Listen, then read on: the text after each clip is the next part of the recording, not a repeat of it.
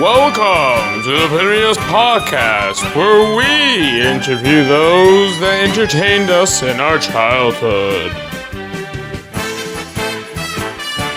All right, here we are with Ronen Hershkovitz, which we know and grew up with from the Jewish Revenge #2, Capture of Eichman, Biker Boys, and many other films that we recognize him from as we grew up with. And here we are. We're going to talk with Ronen Hershkovitz. How are you?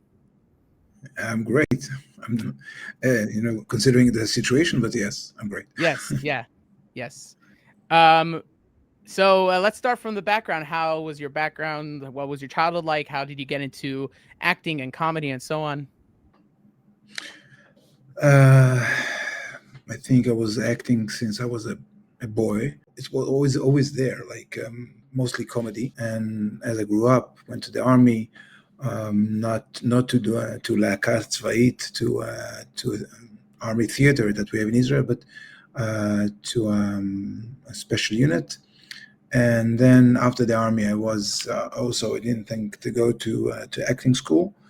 The aim was to medical school, to go to be a pediatric and a surgeon.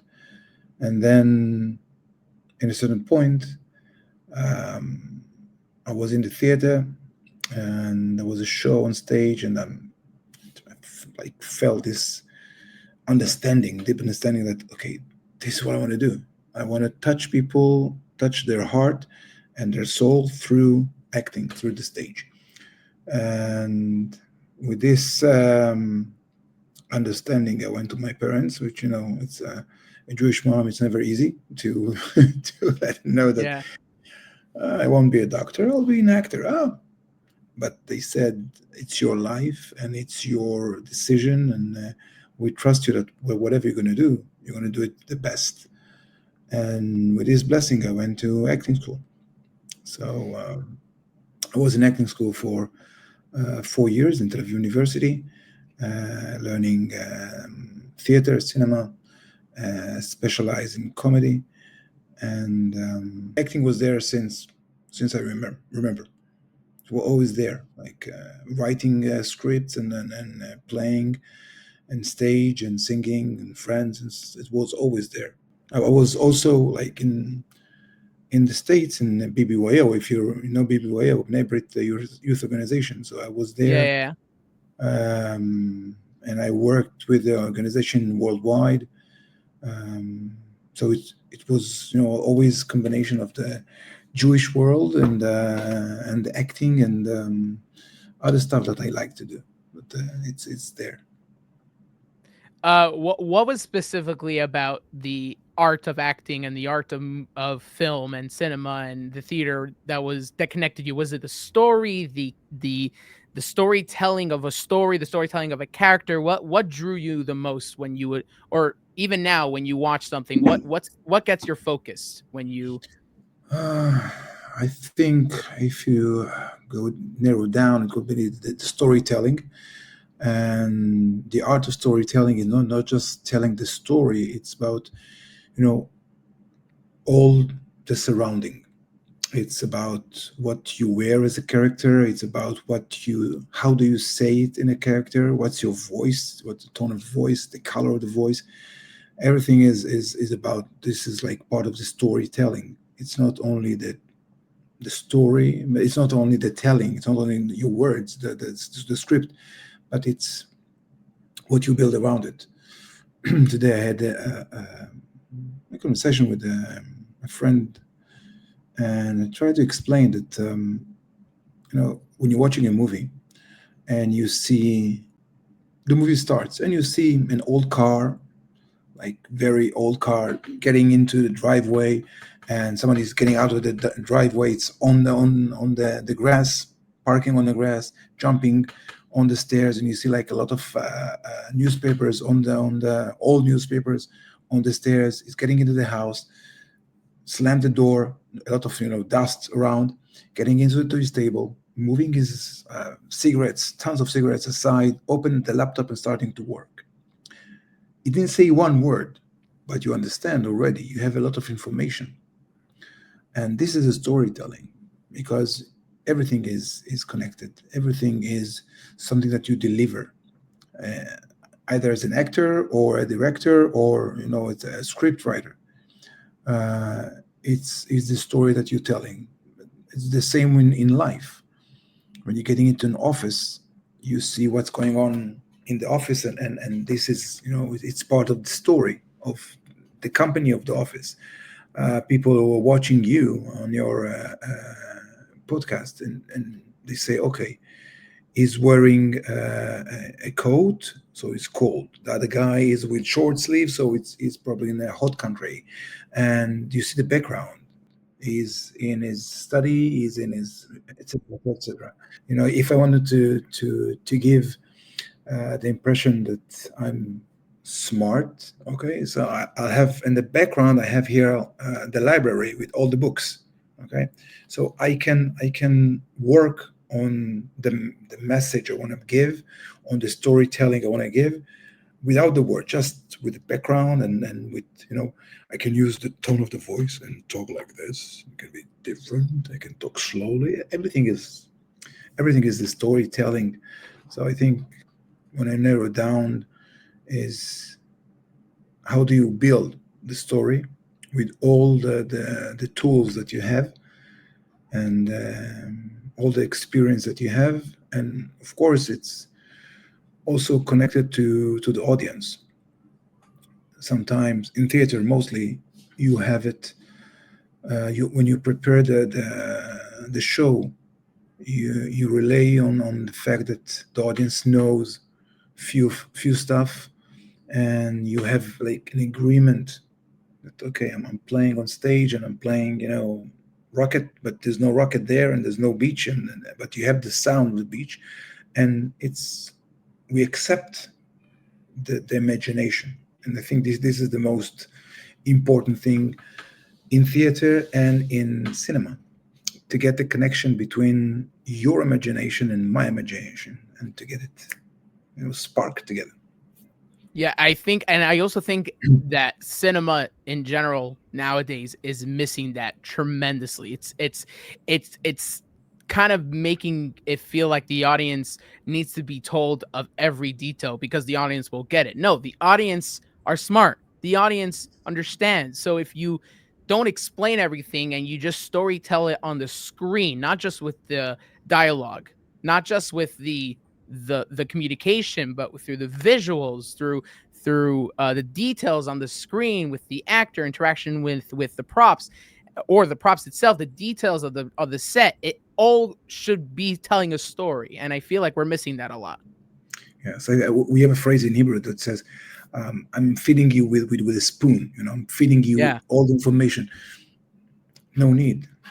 If you treat the audience as clever and smart, they will get there. The audience is like, even like, it doesn't matter if it's kids, if it's adults, give them the space, they will fill it up. If you won't give them the space, they will need your, to help them walk, to help them talk, to help them everything. Let them be. Let them Yeah. have their, because it's always it's a conversation, even without words, but it's a conversation with the imagination, with the space that you leave. If you leave no more space, you're giving them everything, they're feeding them. If you leave them space, they will use their imagination to get into your imaginary world that you're creating there. Yeah. So yeah. I agree. I totally agree with every word you said. Like, I can't say it better. What is your sweet spot when it comes to acting? Is your sweet spot in the comedy and the intensity, the drama? Like, what type of genre of theater or film is your sweet spot that you feel like, I got this? After so many years, I think I started school at 96. Oh wow! Okay? Yeah. So it's a lot of years.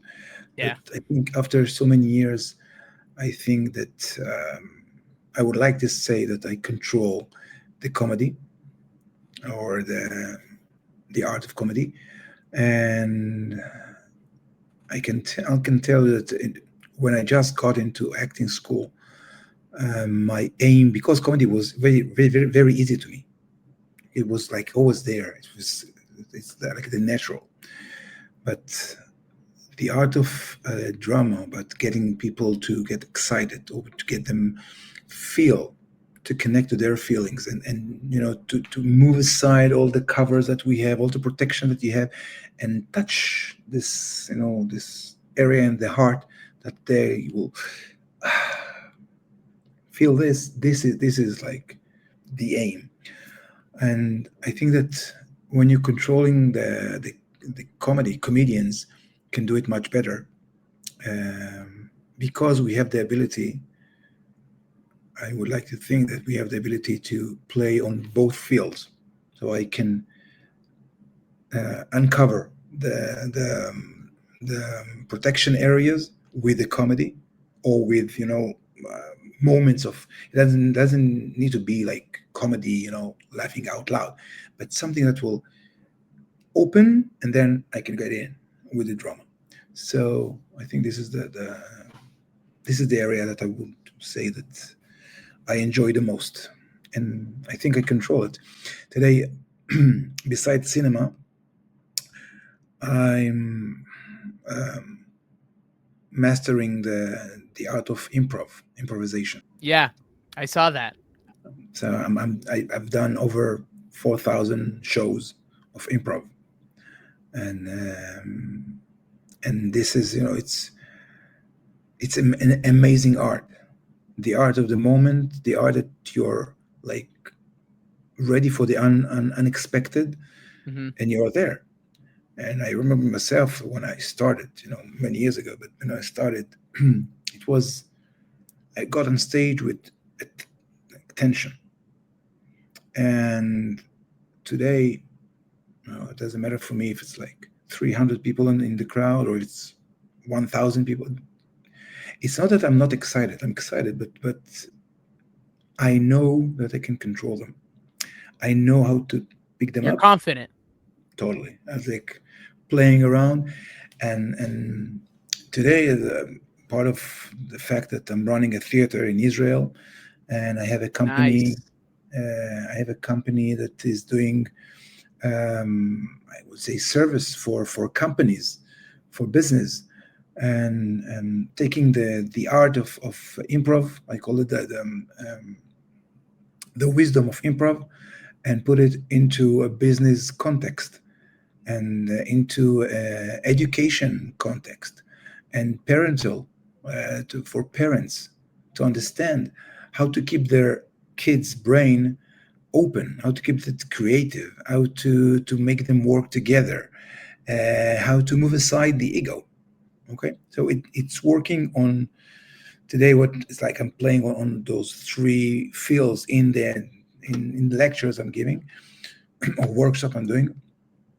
So it's I enjoy it so much that every day it's new, every day it's fresh, and it's like I cannot repeat any sketch I do, because it's always new. It's always different. Yes. Yeah. So I think that in this carpet I'm building, this rug I'm building of all the things I love to do. And today I'm trying to do what I love to do. I don't do stuff that I don't like it. So I can say no to things, and it keeps me, I wouldn't say young, okay. It keeps but it keeps you passionate. Totally. Yeah. It keeps me enjoyable. I enjoy what I do, and I do it for many years. But I'm really enjoying it. I can do like 3, 4, 7 shows a day, and people say, "How you're not tired?" I said, "I'm getting I'm getting energy from it. It's energizing for me. I can do more. The only thing that's tiring me is like the driving, from one place to another, doing a show in Jerusalem, and then driving to Tel Aviv, and then driving to Haifa. And it's like, okay, with traffic in Israel, it's like, it's not Miami, it's still. Yeah, exactly. But even Miami, by the way, to get anywhere, you have to drive through highways. So that's like another 20 minutes each way you go anywhere. But Yes. that's my complaint of Miami. But besides for that, um, so tell me a little bit about how you started out with the films that we know you from, with the films in Green Tech, whether it's True Enemy, which is Neshek Shachol, right, and Aram, Ofanei Aram, Biker Boys, and Eichman, all these films. So the first movie was Biker Boys, and Biker Boys was as a result of a show I did in Habima, in the National Theater in Israel, and a producer came to see the show with his wife. He lives in Bnei Brak, and he came to see the show. And after the show, they both got backstage and asked to talk. And they said, "We saw the show, we saw what you've done, and I would like you to do a show for a religious audience that will be in Sukkot. And I have the idea what I want, but bring me your stuff." I was, like 2 years after school, something like this, after graduating school. I said, "Okay, let's try. Let's do it." And I brought guys, I brought friends, stuff. We did it. It was Molière. We took like Molière's, one of the Molière plays, and it was a lot of fun. And then this producer came and said, "Okay, there is a genre of Haredic movies." I said, I didn't know anything about it.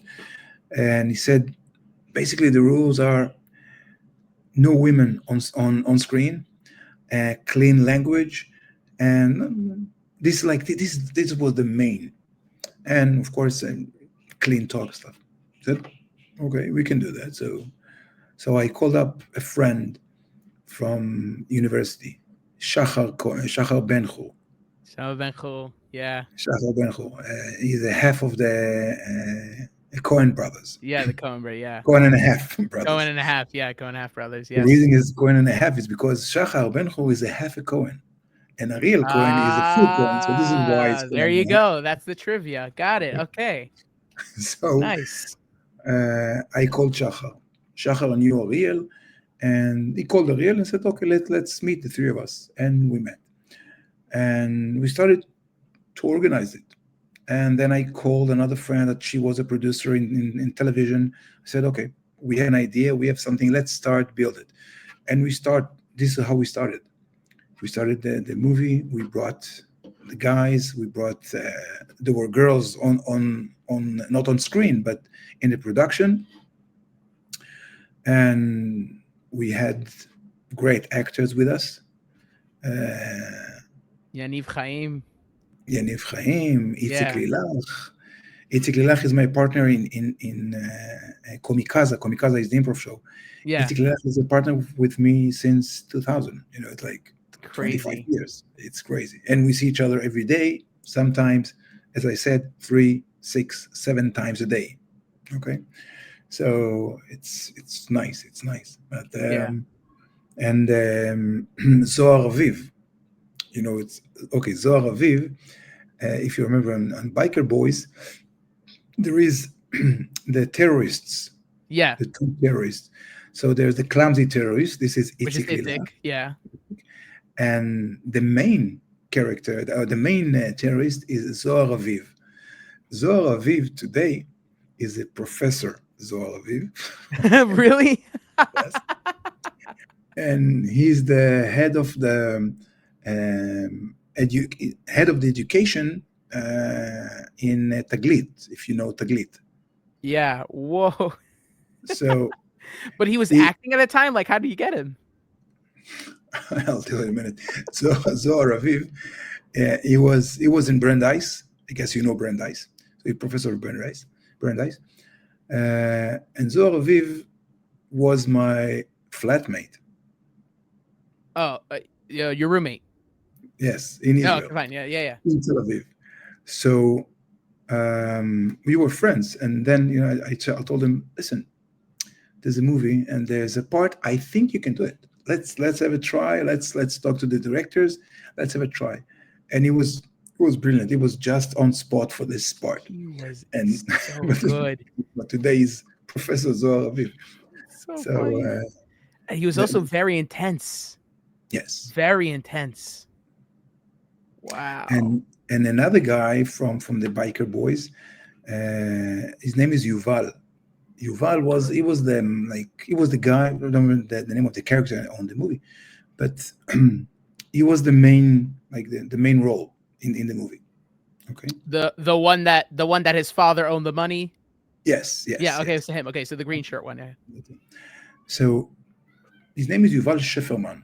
Yeah. Yuval Schefferman today is one of the biggest directors in Israel. Okay. He's a scriptwriter. He's brilliant. He's doing television series like that. He's really good. And that was his first role. Wow. On screen for a professional, but that was it. It was very, very nice, and it's a great experience. Yeah. So that was the first one, and then we did another movie. Yeah, but to stay on Biker Boys a little bit, because I do want to bring up a few things I like about all the films. The Biker Boys, what I love about it is that there was a lot of dynamic in the script for each character, because a lot of Haredi films, sometimes it kind of feels like that most characters feel the same because they're written very similar. But what I love about Biker Boys is that it was very clear on screen that there was a lot of intention, there was chemistry, there was dynamic, and there was different characters for each character. There was a character development for each character. It really took the characters itself, besides for the story, because let's be honest, what people like about Biker Boys is because it's the action and the intensity and the Arabs and the guns, right? But what I liked about it was the fact that it really took the characters seriously, how each one has its moment to say something, because that's how his personality of the character, how each character corresponds to certain situations, because that's how they are. I think, without taking any other film less important, but I think that when we did Biker Boys, all the staff, all the all the people on screen and beyond the screen were extremely professional. And as a result of that, all the approach was like this.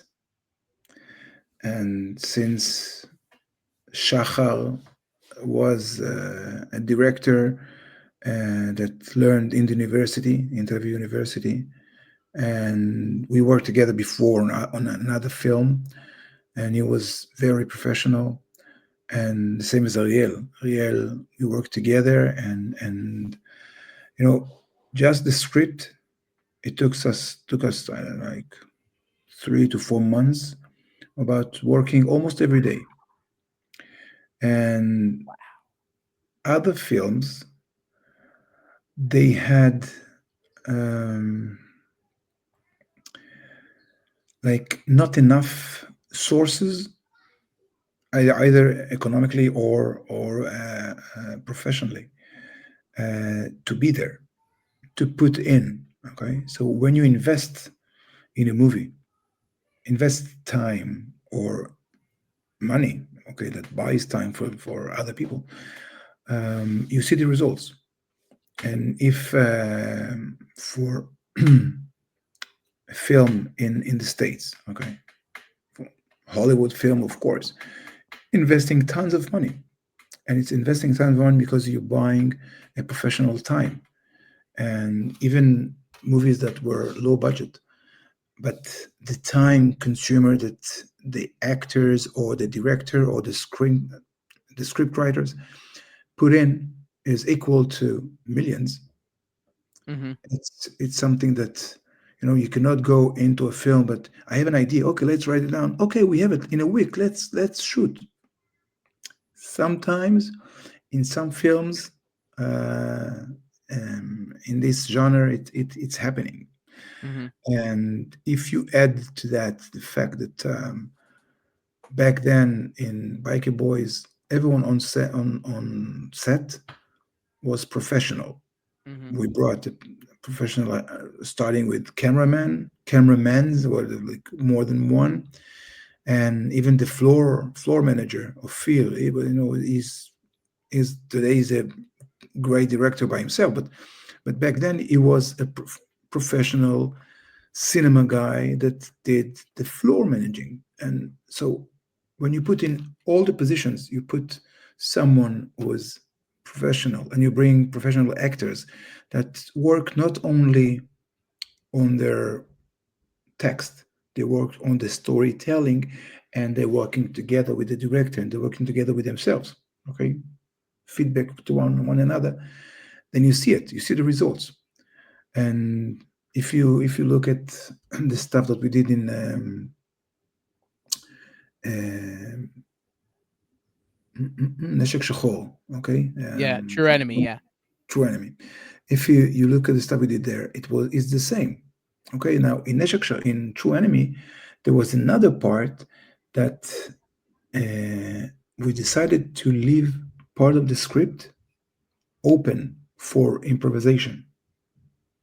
Okay, not everything was written down.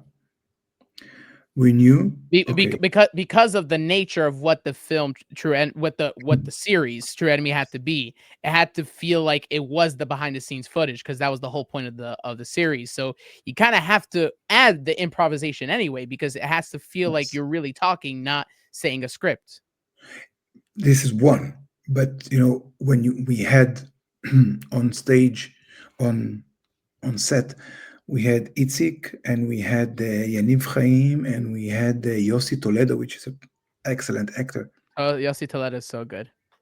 And even the, I remember the guy in the hotel. Okay, the guy that was the clerk in the hotel is Dvir Benchlush, which is a great director, is a great actor. So in all the positions, we had someone professional, and you saw it. You saw it on set. The dynamic between us. Even when we were playing, there the snooker. When the camera and the director went, okay, action. People took their time. We build the feelings. We build the relationships. When I was calling them to get back, calling them on the speaker, on the radio to go back, because when everything was there. When Yossi and Yaniv, Yossi was asking Yaniv for a shampoo, and he said, that was my favorite scene. You think I'm okay? So, the energy it was improvised. It was improvised. That was all improvised? Yes. But when you bring someone professional and you give him, the general direction, we need you to go from A to C, and you need to go through B at a certain point.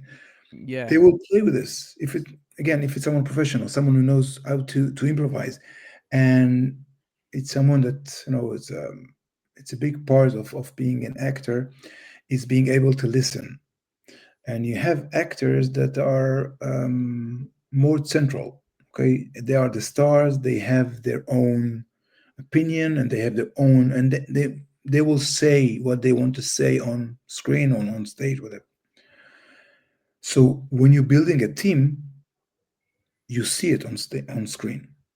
And we had this team in Biker Boys, and we had in True Enemy. We had this team thing on set, off set, because we were all friends. And at the result, you see it at the end. You see it on the screen, and you say, okay, there's something there. And this is it. Yeah, True Enemy is one of my favorite series, especially because I love how much the way the whole series was written. It gave a lot of trust to the audience, because it at first glance, when you watch it, that's the whole point of how it was written. You start out thinking certain things, and there's a lot of mystery boxes that get solved in the second episode, but then it opens up more things of what happens next in the third, and it gets all resolved in the fourth. It gave a lot of trust to the audience to keep up, and I love that. I love that because it really gave itself a challenge for the audience. Totally. It's Yeah. it always you know, I know that the story was not always understood to everybody, and it was confusing to some of them. But I think that especially for this genre, it was something that was unique, and it wasn't, again, as we said, it wasn't fed by by the spoon. Oh, you had to think. You had to think. Yeah. And I think this is one of the things that we loved, and we thought it was unusual, at least for back then. And it made people like, okay, I don't understand what's going on, and this is exactly what we wanted. This is Yeah. exactly the position we wanted them to be, that they don't understand exactly, and so it's nice. Yeah, the little things like the can of corn that he finds in the beginning, and you find out it was because Yossi threw it, and the bunny head that pops up, but it's only simply because Yaniv was holding it up, whatever. Just like these little things that pop up, these smithers. It was beautiful. In these things, it's like, for this is Ariel and Shachar, brilliant, because they build it. They build it, all the small pieces that you put together at the end. It's this is their brilliant mind. Yeah. And again, you need to know, when you do the editing, you need to put it, on everything is. Yeah. You also have to time things right to make sure that the right beats are picked up to be like just enough to be a mystery, but just not too much to be too obvious. It's like all these little things. It's there, but you didn't notice it's there until you see it again and say, oh, it was there all the time. I didn't see it. Yeah, it's insane. It's crazy. Did you actually go to Hungary for an extra shachol? What was the production like? For an extra shachol, we went to Turkey. To Turkey, I'm sorry, Turkey. Yeah. Yes, we went to Turkey. We went to Turkey for real. We went on the Bosphorus. Itzik fell into the water. It was real. It was real. And the chase in the market was there. Chase in the market. We even had the police stopping us because we had everything. We had everything with the coordinator, but some of them didn't get the message, and the police stopped us. Even in the airport, one of the guys, we had guns, Yeah. And when you're chasing someone in the market with a gun in the hand, and the police says, "Oh, stop!" And like, okay, and everybody's shooting. It's a movie. It's a movie. It's crazy. That's crazy. Stuff there. So but there was a lot of things that you did film in Israel, right? You filmed. Yes. Itzik did film the show part. I assume was in Israel. Mm-hmm. And were the hotel scenes in Israel, or was that in Turkey also? No, the hotels, all the indoors were in Israel, and all the outdoor scenes were in Turkey. How long were you in Turkey? 2 or 3 weeks, something like this. Whoa, really? Wow. This is also something very important when talking about the production value. Okay, when you're having 2 weeks of shooting only for the outs, you have time to get things, to fix things, to get things the shoot that you want. Okay, didn't work good. Let's have another try. Yeah. The reshoots. Yes, and when you do it on a short, like you have 3 days, 4 days, and then you have to deliver the best you can, but it's not always up to you as an actor, and you're not always in the best you can. Okay, so sometimes it's the sun that blocks, or sometimes it's a noise that's coming. It's different things. And when you're doing cinema, you want all parts of the storytelling to be right. And for this, sometimes you need to do a reshoot, and you need another 10 minutes or another half an hour, which when you have only 4 days, you don't have them. Yeah, it's crazy. I did love the plot twist at the end, where you feel like, oh, the terrorist thing is all for real and everything, like in the story wise, not real, but for the story wise. But then there's the twist at the end where it's like, oh, even the terrorist thing was reshot. Technically, according to the story, the director reshot it so that they could really do it for the behind the scenes. But the behind the scenes, I loved how it ended on that note. It was crazy. It was crazy. Yeah. Also, I love the intensity of the scene with you and Itzik, where you're trying to explain, as a director in the story, you're directing Itzik on how he should feel with the character. And I loved it because when you see footage of that actually happening, it's the exact same thing. The intensity between director and actor, and the argument, so to speak, but not really, but like the intensity and the exploration of characters, like it really like was really good. Was that improv written? What was that like? Improv. It was written as like the scenery. Okay, the essence was there. We wanted to have this and that. We needed the relationship to be in a tensing area, and really close. Yes, and there. To have this that is upset, and he's trying to convince him. He's trying to keep him. The position of the character that I played was, I wasn't a very strong person as a character, and I needed to get what I wanted, but I wanted to be like soft. So even Itzik was like upset, and I was like it's okay, don't get upset, it's okay. So it's a game of power, and the play of the both roles. Who's doing? We love it. Yeah.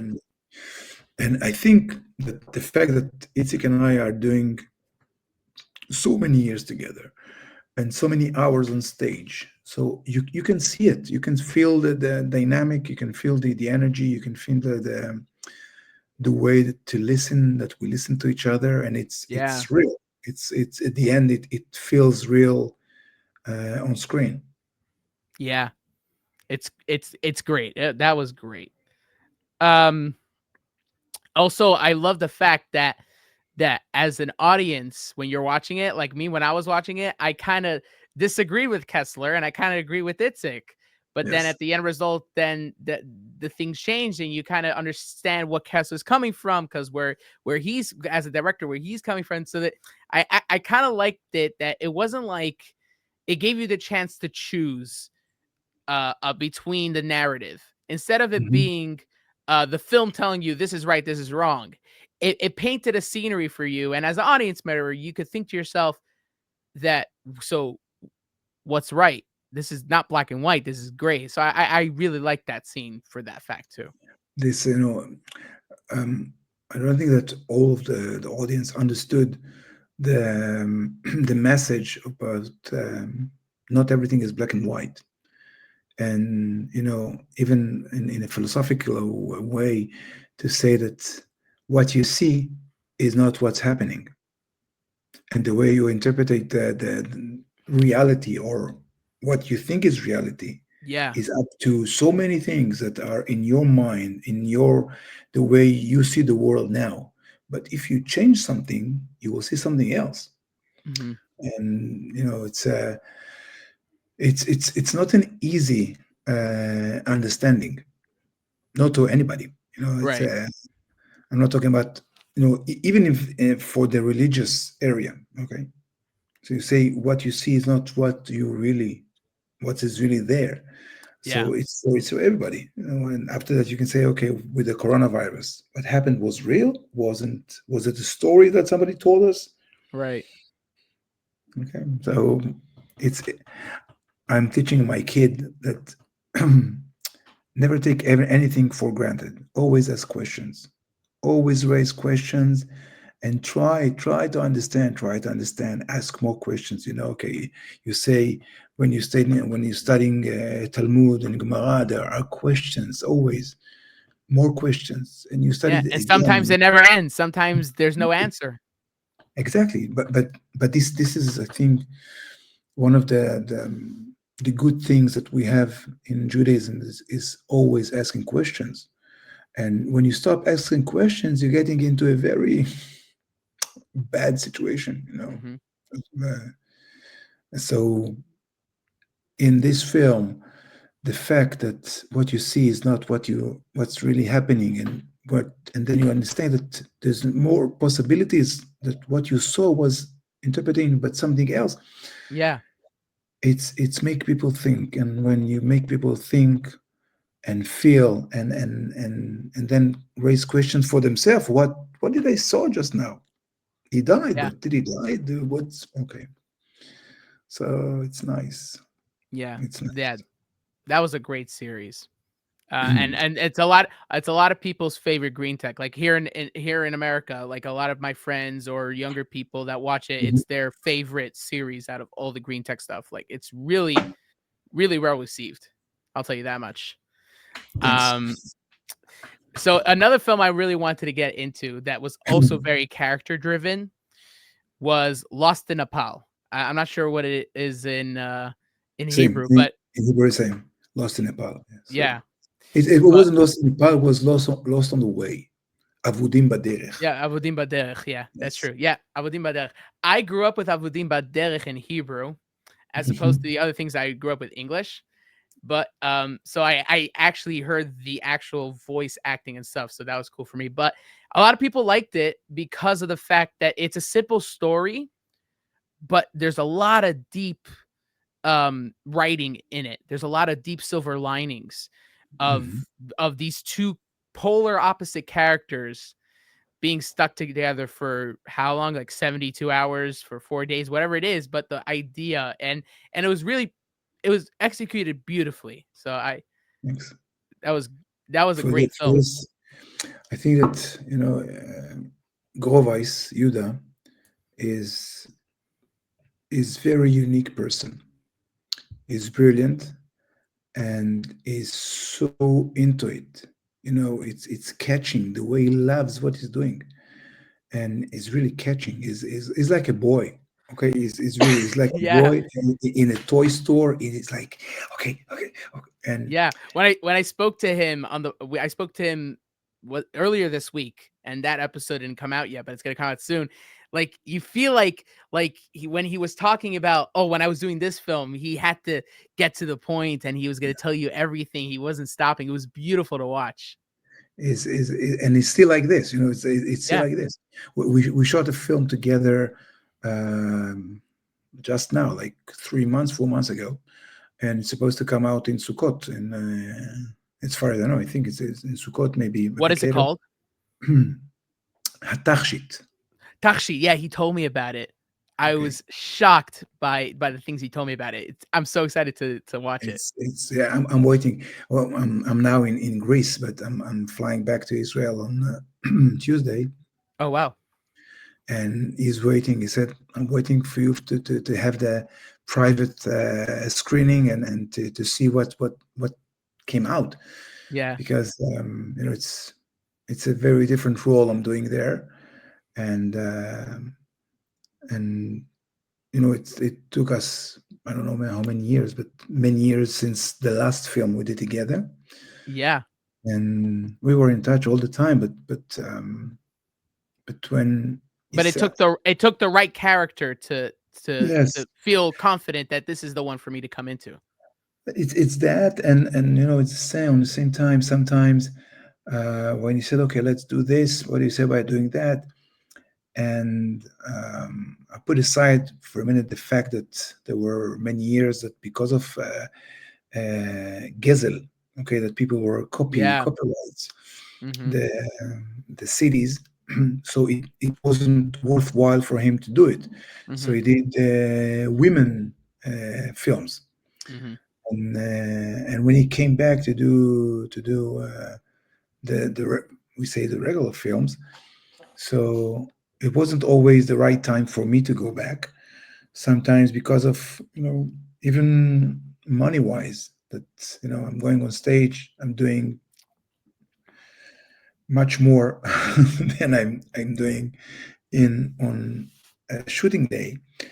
But but then it was the right time. And when I talked to Yuda and he said, I have a role exactly for you, and I know you're gonna do it. And he said, okay, it's two detectives. This is the role I'm doing there, two detectives. And he started to tell me and he sent me the script.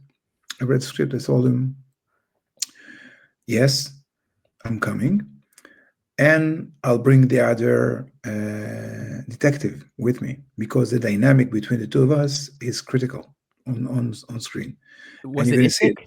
No, it wasn't Itzik. Oh, okay. I wanted it to be Itzik, but Matilda said that he needs stars for the show, Okay. for the film, and because this film, unlike other films before, this film was from the beginning to the general public. Mm. Okay, so it's with a very big production company. It's going on Cinema City in Israel, Wow. so it's going to be big. So we brought Avi Greinik. I don't know if you know him, but Israeli audience know him very well. It's one of the I'm the most excited for Gili Shushan. yes. Yeah. When basically he told me that he was getting Gili Shushan. I'm like, which role is he playing? And he told me the Mashpia. I was like, that was perfect. It was perfect because he was so excited telling me all the roles and the storyline that I'm Yes. so excited for the film. But yeah, going back to Lost in Nepal because again, it was very character driven and it really had to rely on you and Shlomo Mhm. on putting it all in it because of the fact that it had to rely on because it was a character story. It wasn't necessarily a story for a film. Oh, and then we have to write characters for it. It was like kind of like the opposite. It's like, what if these two types of characters came together? Okay, so what's the story around that, right? So it really Yes. had to rely on you and Shlomo bringing it to the fullest how it was, and I Yes. loved it. It was, when you do when you're shooting a film, different methods, but it's like for the time that we did it, the character is in you. Mm. Okay, it's like, okay, so you're going to eat lunch and it's there. So you relax it a bit, but it's there. It's like always there. And when you're going back to shooting, it's like ding, it's full there. And the setting was amazing. Of course, Nepal is beautiful, and and I think that another thing that was with Shlomo, myself, and with Yuda. And by the way, the one who's shooting the movie, the cameraman, was Ariel Cohen. Yeah. And by the way, I realized he had a little part in the movie too, but it got deleted. Why? Because you see in the trailer, but you don't see in the film. Yes. So it was, again, a group, a small group that lived together. We were like spending a lot of time together, and the question of the bridge between those two characters was a question that we were dealing with, and the fact that I believed and I still believe that we can make this bridge between the two sides or the two parts of the Israeli society. But it takes, it's like I say, if you go with this and this, you put them together, it's going to hurt everybody. But if you open a bit, you can have something much stronger and bigger. So, with all the suspicious between the parts in Israel and left and right and religious and secular and that, all this,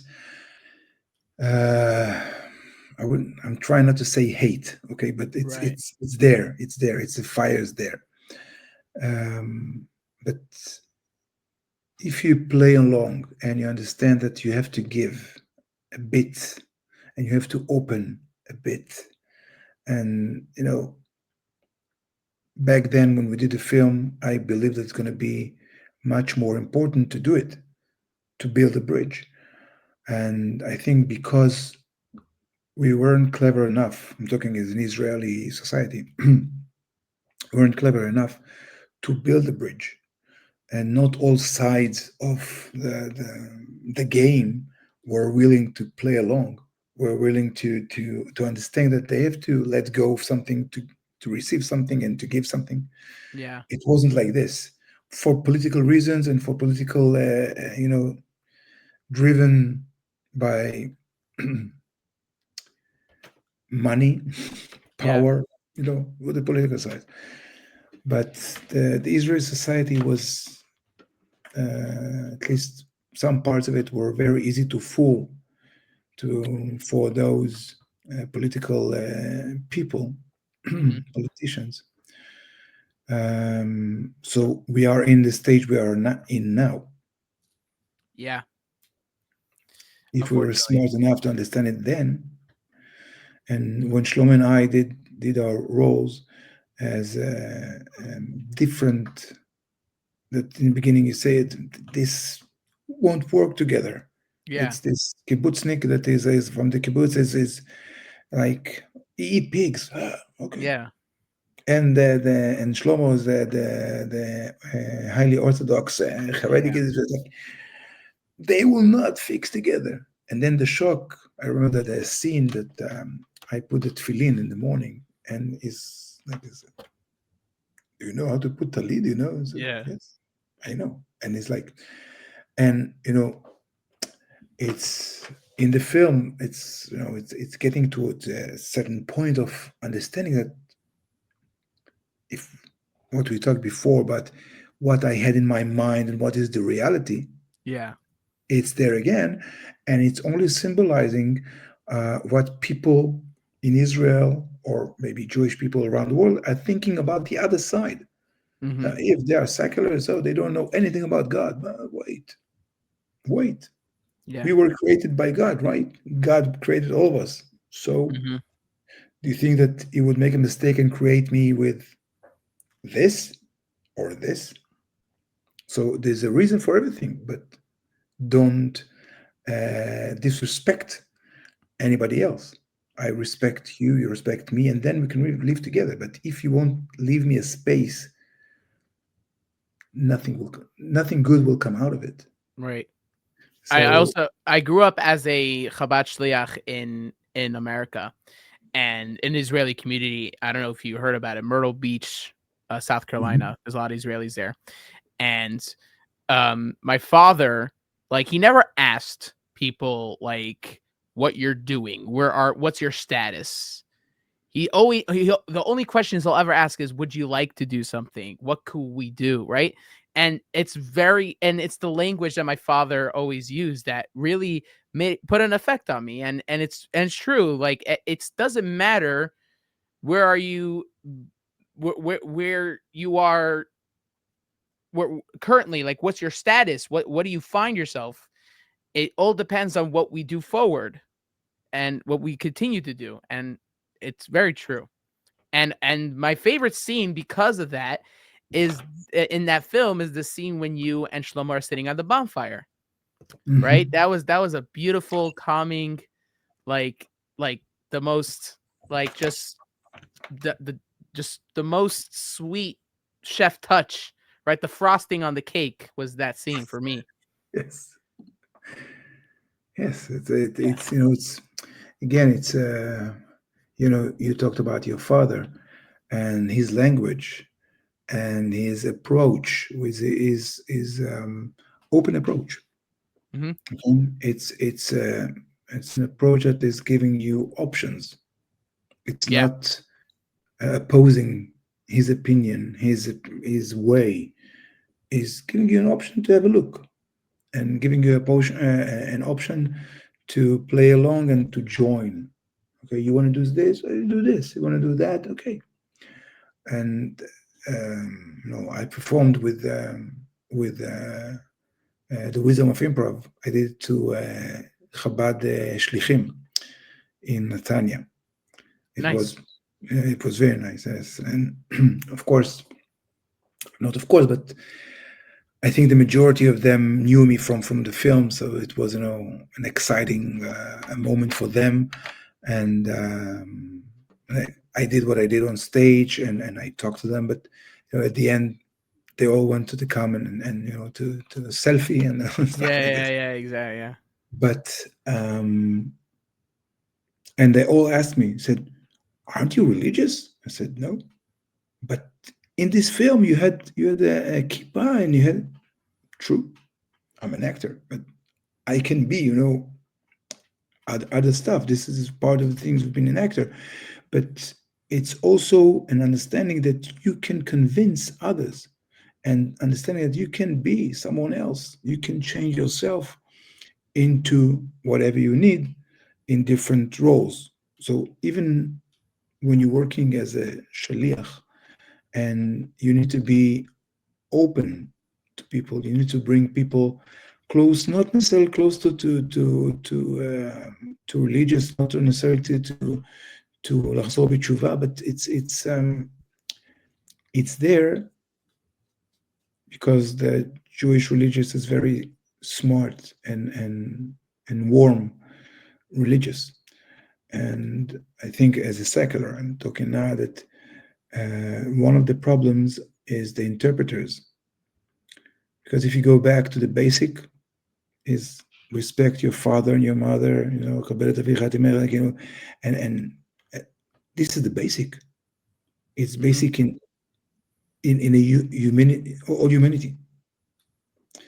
And when you're starting to oppose your opinion and not to let others do, in Israel, you live in Miami. Okay, in Miami, I guess that when you travel the bus to your work. Yeah, I have a car, but yeah, whatever. Okay, you drive your car. You fly United. United still alive. It's, there's United. Yeah, there's United. Okay, they're still United. Yeah. But when you fly with them, you don't really care if they keep Shabbat or not. Right.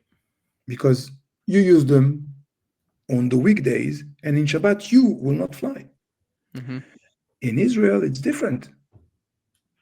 In Israel, and then you have a lot of people uprising against it because they say, okay, I want to go visit my parents. They live in a different city. I don't have a car. I need to take the bus. There's no bus on Shishi Shabbat. No bus. But then you say, why? Okay. And it's deeper questions, but it's a part of, of living together and have this, what I told it, like being this. Unity. And when you're not letting others live, you're getting problems. Mm-hmm. And then, of course, the feeling that the other one's controlling us. And so I'm not opposing you to go to a party in Shabbat, but if you let me do my stuff, I will not get into your neighborhood and make noise because I respect you. It's like people on Kippur in Israel, nobody drives in the streets. So, and in Miami, I guess people do drive. Yeah, obviously, yeah. Okay, you have your choice. You work and you stay in your belief because this is your belief. You don't need to oppose your belief on somebody else. And if someone else will oppose their belief on you, that will be horrible. Okay, we will say is anti-Shemi. This is not okay. So this gentle relationship, this gentle unity that we are looking for, and it broke in Israel. It broke, and when I'm going back to the film that we did in Nepal, this is what we're trying to do. We're trying to Right. build a bridge. We're trying to make it happen that, okay, we have different opinions, we work differently, but we are understanding each other and we are accepting the differences, and it's okay. It's okay. You know, I think one of the things in the rainbow, everybody loves the rainbow. It's beautiful. But it's beautiful because we have different colors. Right. And in these different colors, and they live together and they work together, and each color affect the other color to be more bright, more nice because of the differences. So if we look on society, generally speaking, and we look on the Jewish people in specific, this is something that we need to understand, and we are in deep trouble in this stage, in this era. Yeah. But on a lighter note, one of my favorite parts of Lost in Nepal is the idea when every time Shlomo, I forgot his character's name, but every time he gets lost or he gets away, but then your character shows up with something random. Like one time it's a motorcycle, another time it's just jewelry. Like it's just these random things, and it was so much your character because you were like free and you're just like, yeah, okay, fine, let's just do this. Let's do some yoga in the middle of the night. And he's just like, and he in his perspective, the way of life is to earn your things, right? You earn your way in life. Yes. If you want to get something, you earn it. And then it gets to a point where you guys meet in the middle, but not just necessarily just in a religious aspect, but just simple ideology aspect, Yes. personality. And I love that. It's all. It's you know, it's an approach that you know, you have. It doesn't got anything to do with religious. It's just, you know, approach of people, way of living, and okay, my character, the kibbutznik, was what happens. Okay, it's there. We cannot change it. We can play along. And again, you know, I'm today in the workshops I'm doing, I'm saying not like many times that you cannot choose the cards that you got in life, but you choose how to play them. And when you choose how to play them, you make the difference, because, you know, הרשות נתונה, and this is it. This is it. הרשות נתונה, it's play along with the cards that you have and make the choice, because it's your choice. Right. Yeah. So very it's true. To get to another film, which is my favorite, that's why I left it at the end, is Chatifat Eichman, because of one scene with your character when you have the whole monologue, when you're sitting down and you have the whole monologue of your family's history in the concentration camp and with Eichman. That made the whole film. That for me was just because the whole film, you're meant to go on this journey of intensity and action and you're the way of trying to figure out things when you're in a different country with these two Mossad agents and stuff like that. But my favorite part wasn't any of that. It was your simple film, the scene, sitting on the bed, looking down, the camera's right in your face. And Yehuda told me that it was one shot. He told me that it was one shot, uncut, which is a shame that because in the editing they added like inserts, which you have to kind of do it editing, but the fact that it was one shot monologue, the tone of voice, just the sadness, the like almost like a burden. I liked how you were sitting there like like you were crouching, right? Because in the other films you're trying to, because the rest of the scenes your character is trying to like to prove himself as a agent, trying to prove himself that he could take revenge for his family and stuff like that. So he has like this posture the entire film. He's the tallest guy, right? He has like this, but then that one scene you're just down. You put yourself in. It was everything in that scene that made the whole film for me. I think that it was many years ago, but I do remember that we had this moment that I was telling Yuda, let me have like this few minutes, let me do my preparation for what I need to do. And when I was ready, Yuda looked at me. I said, I was with my eyes like this, and it was action. And as I said in the beginning of our podcast, that the storytelling is with everything you have, with the tone of voice, with the posture of your body, with the eyes. It's everything there.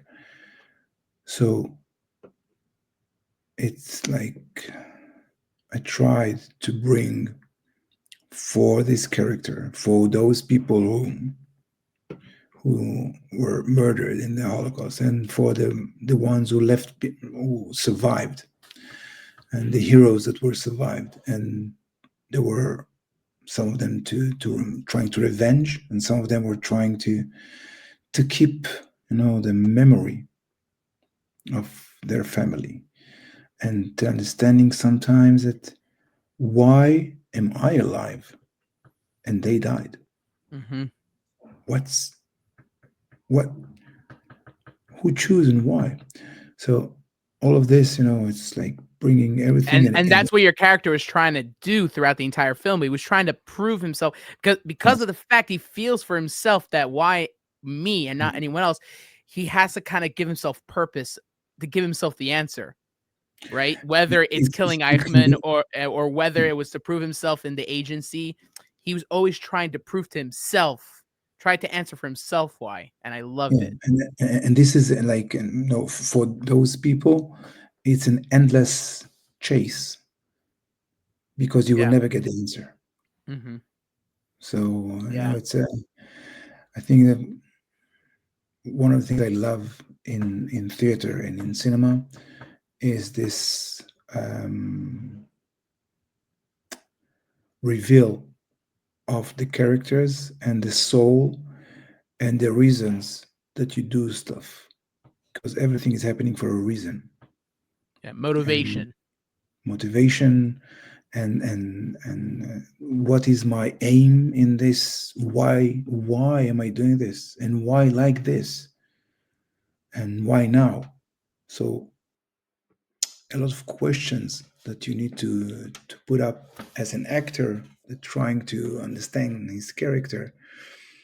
There's a lot of questions that nobody else will hear these questions, but they will feel it. Mm-hmm. It's when we work on a script, we're working on a film, you have those questions for yourself to understand what is the motive, why you're doing this. So it's I think it's one of the gifts for me.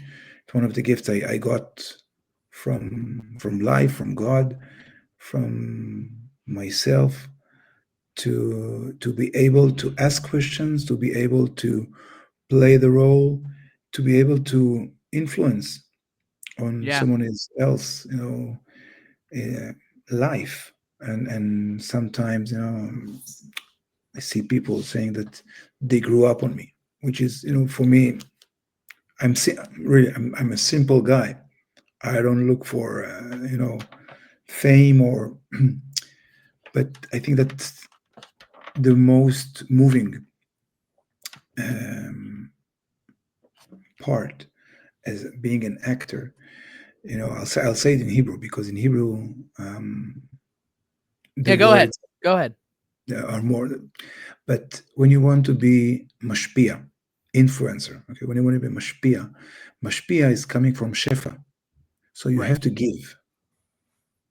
You have to give, and when you give from your shefa, when you give from the wealth that you have, I'm not talking about money, okay? Wealth is much more.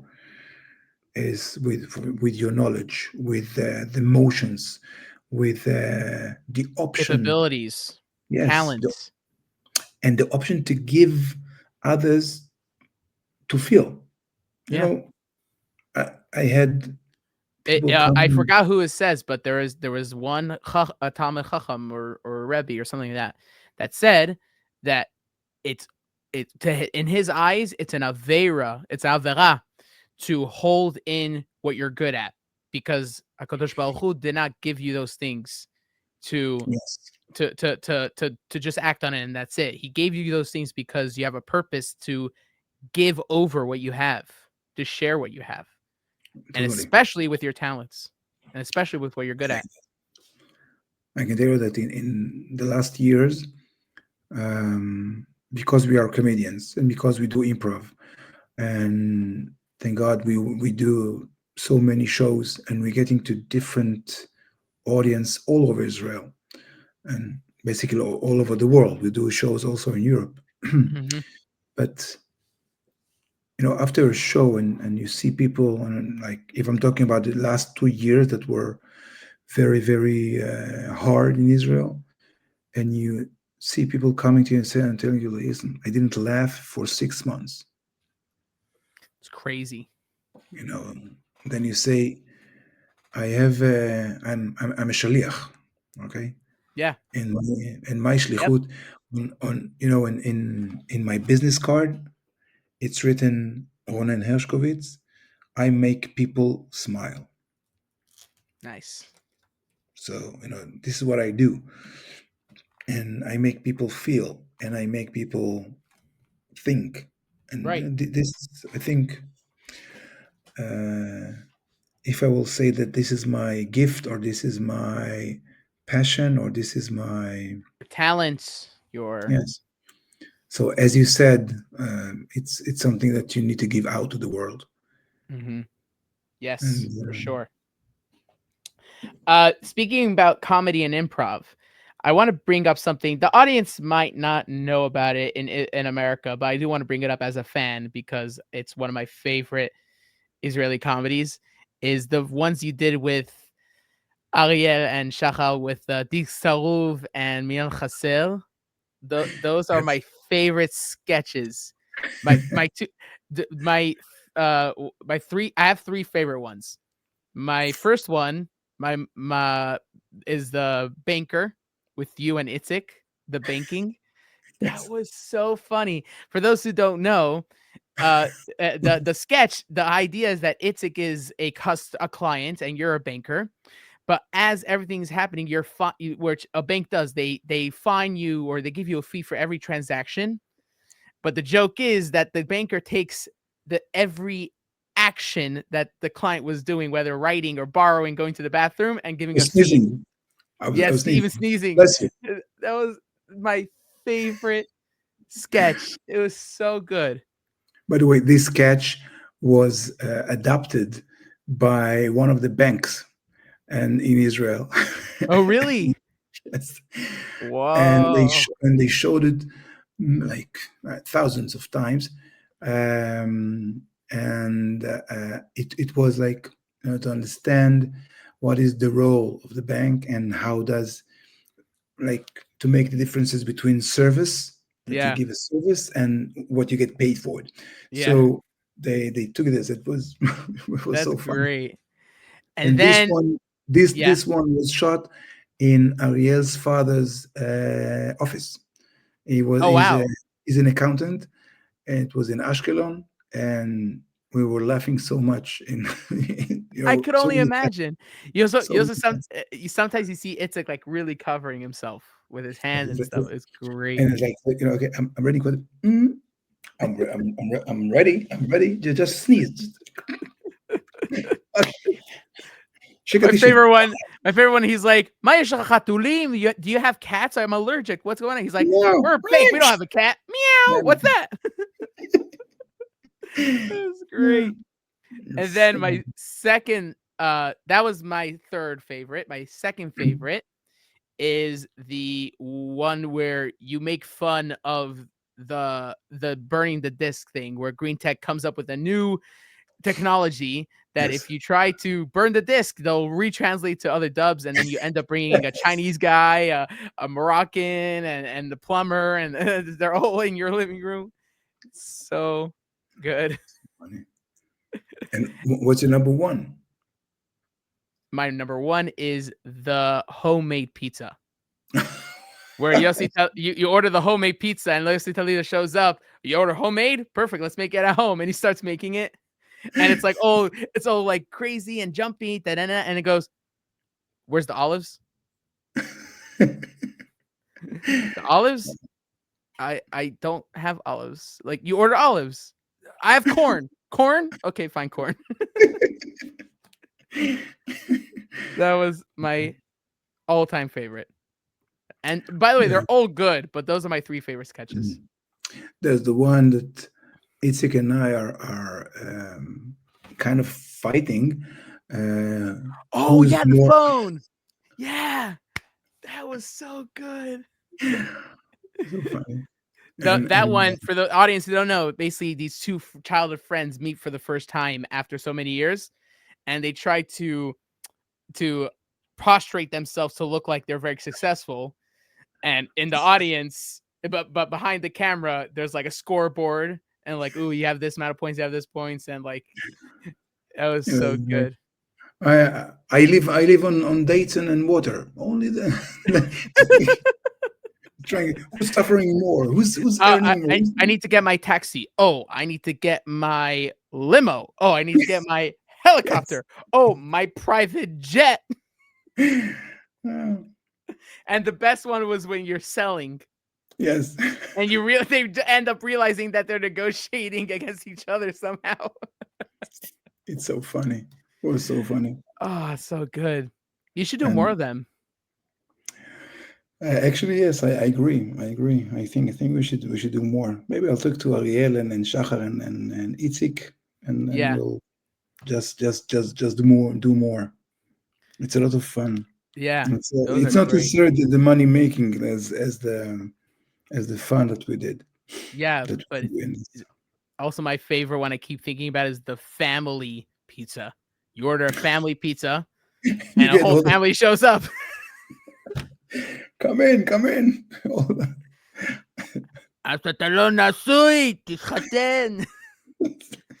So good. That was so good. Yeah. But yeah, I'll post them in the links or somewhere where people can watch it. But it's really good content. I showed it. There was actually in yeshiva when I was in yeshiva. This is about 7 years ago, and it was Tisha B'Av. And we were just thinking, like, what should we watch? Because they all grew up with the Green Tech and the English. Like, they have the DVDs at home already. They watched it 1,000 times. So I put דיסק צרוב. Half of them didn't know English, but they were laughing their heads off. And the particular one that they were laughing at was the one where you're buying the most finest cuisine gourmet pizza. And so gourmet that they bring it to your bed. And like that whole skit was the best part for them. And then the helicopter. The helicopter was so funny. And, when they brought Itzik down with the rope. Yeah. So it was a rope, so he's like, okay, he's trying to hold himself, but exactly. He's just spinning. You're like, stand still. I can't. It's like, okay, he's doing another round. So what was that? Was that a real house? It was so funny. Sorry? Was that a real house and Itzik was outside? Was it a stage set? What was it? No, it was a real house and Itzik was outside. So what was the rope? They just tied it to a tree? What? Not a tree, but they tied it to something up there. And I think it was in Ariel's parents' house in Ashkelon. And It was just hanging outside. It was so funny. Yeah.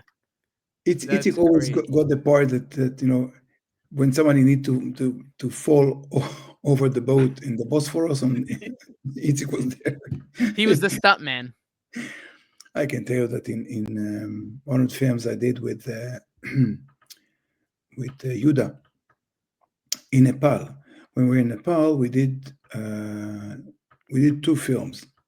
And it Yeah. was, and the second one, the first one was Avodim Baderech, Lost in Nepal, and the second one I was playing a small role of like Jewish Revenge 3, the Nekamayedi yes, Shalosh. Yeah, you were playing the half Arab like guy in the Chabad house. yes. Which, by the way, I think they should have made your role bigger.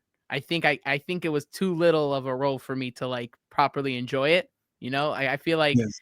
with other films compared to what I know you could do, I feel like that was too small for me. It was fine, but in this film, we had 2 things that happened to us. One of them is I was driving the rickshaw. Yeah. I was driving the rickshaw, and Nepalians are, generally speaking, short people.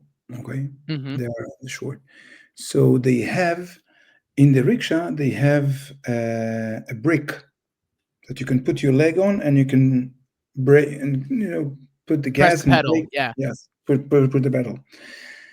So they had the brick, but I'm tall, so my leg was so I moved the brick aside, and as we were going downhill, and Ariel and Yuda are in the back of the rickshaw, and Shlomo was sitting, close to me. I was driving, but he was sitting close to me, and we were driving down, and they were shooting this, and then, okay, Yuda said, "Okay, we have it. Stop the car," and I'm pushing the brake, but the brick went underneath the pedal. So when I pushed it, it didn't stop. And we're going fast down the hill, and there's a bus at the end. I can see the bus, tourist bus at the end. And you just said, "Okay, stop." I said, "I cannot stop. I cannot stop." And I went down. I was holding the wheel. Rickshaw is a very small cabin. Yeah, it's tiny. And I was holding the wheel with one hand. I went down, and with my hand, I pulled the brick aside, and I pushed with my hand to brake. And we were like that close to the bus, and we're like, "Oh my god!" That close. That was crazy. And the second thing that happened there, Yuda wanted to show us. He wanted to make one of the chase. Okay, and he said, "Okay, With you and Shlomo? yes," but he was in the Yuda was in the rickshaw. He said, "I'll drive the rickshaw." So it was shooting from a distance, like a long shot, and Ariel was with us, and I was standing next to Ariel, and there's another forgot his name, production guy that was with us, and Yuda was The guy from Nepal, right? yes, and Yeah, that Yuda, guy. He was the local producer that helped out with Yuda. Yuda was driving the rickshaw, and he got to a turn, and when he did the turn, rickshaw has 3 wheels. Okay, you got one in the Right. front and 2 in the back. When he did the turn, it was like on the Oh side. my gosh. We were like, and we're like, Yuda, and Yuda came out of the rickshaw, and the first sentence was, "Did you get this on film?" Told me,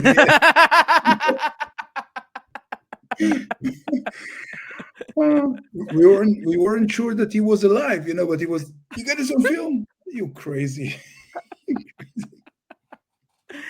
That sounds like him. That really sounds like him. So you can understand how attached and how deep he's going with his true of making the film. Yeah, his art. Yeah, It's art. Yes, totally. it's crazy. All right, we are running out of time, but it was an amazing conversation. So much insight. I loved it, and uh, just wanted to, as I always do in the podcast, I wanted to thank you for doing so much. And even though you said I'm a simple man, I'm just doing the act, I'm doing what I love, but for me it's different. And for me, like these films is what I grew up with and what I loved, and it really inspired me to do my own things as I'm starting out on my own things on my channel and something like that. It really is inspiring, and I just want to thank you for being a part of that. Thank you for being there, because this is, it's a give and take. So when I give and you give back, so this is where I take the time to say thank you for being there as an audience, and being as a partner for this lovely podcast. It was really Yes. fun. Very fun. Just to end off, would you like to plug anything that's coming up, where people could find your improv shows, how to get in contact with you? Improv shows, they can find they on Facebook or on Instagram. Go for a Komikaza Improv Show. In Hebrew, it's Komikaza Kol Hakodem Tzochek. First come, first laugh. And and this is always, it's the best time.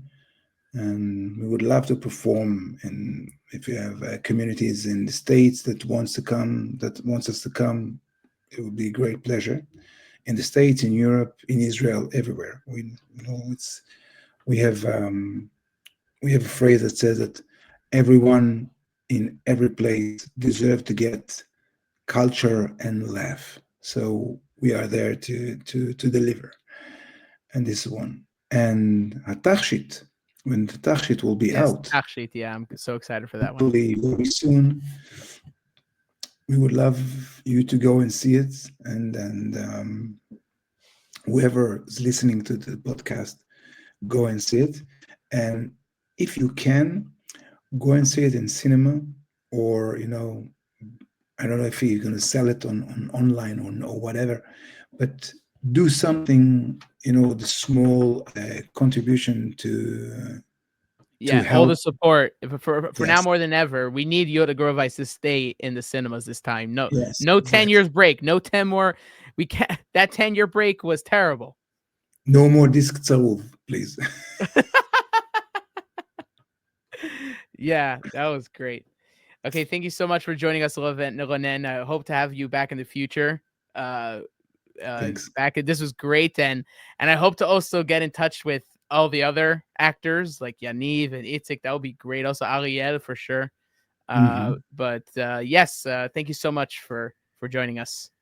Thank you very much.